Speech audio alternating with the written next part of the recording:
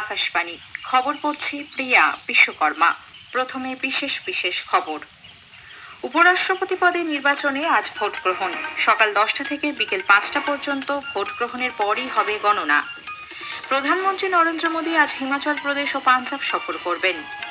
নেপালে social media নিষিদ্ধ করার ঘোষণাকে কেন্দ্র করে হিংসাত্মক আন্দোলনে 19 জনের মৃত্যুর পর সরকার ওই নিষেধাজ্ঞা প্রত্যাহার করে নিয়েছে।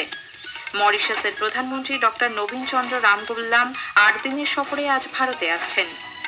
ভারতীয় আবহাওয়া দপ্তর আজ উত্তর পূর্ব ভারত এবং হিমালয় সন্নিহিত পশ্চিমবঙ্গে ভারী থেকে অতি ভারী বৃষ্টির পূর্বাভাস দিয়েছে।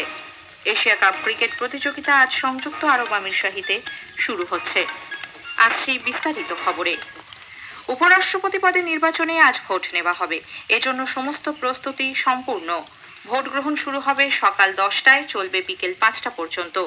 ভোট গ্রহণ শেষে আজই সন্ধে 6টা থেকে হবে গণনা। উল্লেখ্য, এনডিএ জোটের পক্ষ থেকে মহারাষ্ট্রের রাজ্যপাল সিপি রাধাকৃষ্ণনকে সর্বসম্মত প্রার্থী করা হয়েছে।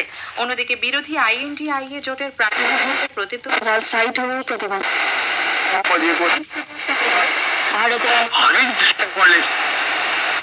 मौसम देखिए ना कैसा